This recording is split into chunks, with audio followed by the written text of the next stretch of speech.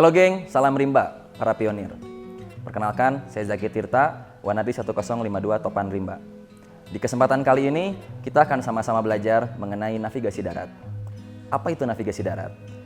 Navigasi darat adalah pengetahuan dan keterampilan untuk menentukan posisi serta arah tujuan. Navigasi darat memegang peranan yang sangat penting dalam kegiatan alam terbuka. Dengan mempelajarinya, kita akan mendapatkan beberapa manfaat. Di antaranya, pertama, kita dapat menentukan posisi di mana kita berada. Yang kedua, kita dapat menentukan arah tujuan lokasi kita. Yang ketiga, kita dapat memperkirakan jarak. Dan yang terakhir, kita dapat merencanakan sebuah jalur perjalanan. Navigasi darat tidak hanya berfungsi ketika kita sedang melakukan kegiatan di medan operasional, tetapi navigasi darat sudah memegang peranan yang penting sejak dalam tahap perencanaan. Dengan menguasai ilmu-ilmu navigasi darat, kita bisa merencanakan rencana operasional perjalanan yang paling aman untuk dilakukan. Mulai dari menentukan titik awal dan titik akhir, menentukan jalur perjalanan, menentukan titik-titik singgah, baik itu titik istirahat maupun titik berbivak, menentukan titik-titik acuan atau titik orientasi, serta sudut pergerakan, dan menentukan titik-titik lainnya seperti titik air, titik evakuasi, dan titik jemput atau titik drop. Oleh karena itu, penting sekali bagi para penggiat alam terbuka untuk menguasai navigasi darat ini. Dan perlu saya tegaskan, navigasi darat pada dasarnya adalah ilmu terapan, sehingga cara terbaik belajar navigasi darat adalah dengan pergi ke lapangan, membawa peta dan kompas, serta terus-menerus berlatih. Seiring dengan pengalaman yang bertambah, seiring dengan jam terbang yang semakin panjang, maka kemampuan kita untuk melakukan navigasi darat akan semakin berkembang. Pada sesi kali ini, kita akan fokus membahas tentang instrumen atau alat-alat yang digunakan dalam navigasi darat, yaitu peta serta kompas. Pada sesi kali ini, kita akan membahas mengenai peta. Peta adalah gambaran dua dimensi dari permukaan bumi.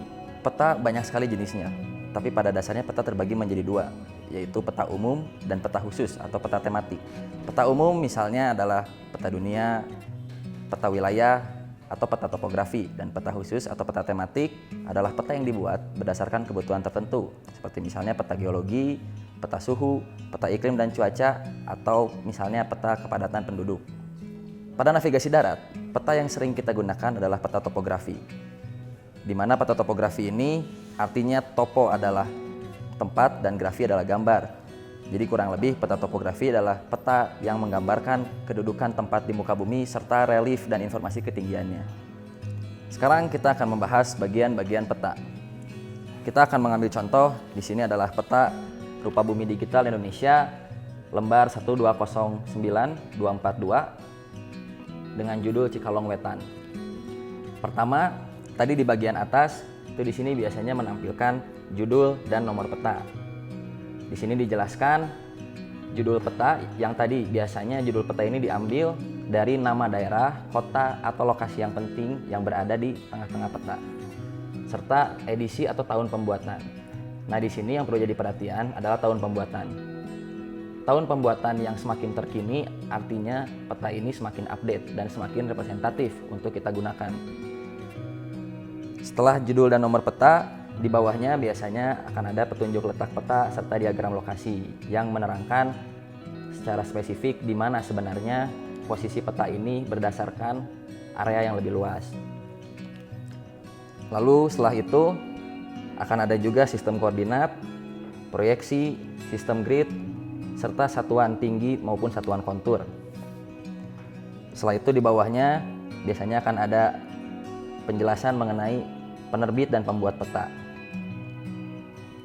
Di peta ini dijelaskan di sana bahwa peta ini dicetak dan diterbitkan oleh Bako Surtanal ya, dan dilaksanakan oleh Blom Narkon Corporation. Nah, setelah itu ada legenda peta. Legenda peta di sini menjelaskan mengenai simbol dan gambar yang ada di peta. Setelah legenda peta, di sini ada petunjuk pembacaan koordinat geografi dan petunjuk pembacaan koordinat UTM. Setelah itu ada pembagian daerah administrasi. Lalu ada penjelasan mengenai skala peta. Skala peta yang sedang kita lihat di sini menggunakan skala 1:25.000. Artinya 1 cm di peta ini mewakili 25.000 cm pada jarak sebenarnya. Skala di sini ditampilkan dalam dua cara ya, ada skala numerik maupun skala garis. Dan di sini juga dijelaskan interval kontur di peta ini adalah berapa meter. Setelah itu di bagian kiri bawah di sini ada istilah peta ya, atau yang menjelaskan mengenai deklinasi magnetis. Deklinasi magnetis itu adalah perbedaan sudut antara utara sebenarnya, utara grid, dan utara magnetik ya. Deklinasi magnetis ini perlu jadi perhatian ketika kita bermain di lokasi-lokasi yang dekat ke kutub utara atau kutub selatan, karena biasanya deklinasi magnetisnya akan cukup tinggi dan mempengaruhi pembacaan peta serta kompas. Dan yang terakhir, di tengah-tengah di sini adalah muka peta yang menampilkan seluruh area atau kawasan yang dipetakan. Lalu di sini tercantum skala peta yang ditampilkan menggunakan cara numerik dengan angka ataupun skala garis ya. Skala di sini di peta ini adalah 1:25.000. Artinya skala peta di sini 1 cm di peta mewakili 25.000 cm pada jarak sebenarnya. Dan di sini juga dijelaskan interval kontur atau selang kontur berupa 12,5 meter. Artinya perbedaan elevasi dari setiap garis kontur harganya adalah 12,5 meter. Sekarang kita akan belajar cara membaca koordinat pada peta. Koordinat adalah suatu angka yang merepresentasikan posisi suatu titik di peta yang merupakan perpotongan dari dua garis, garis vertikal dan garis horizontal.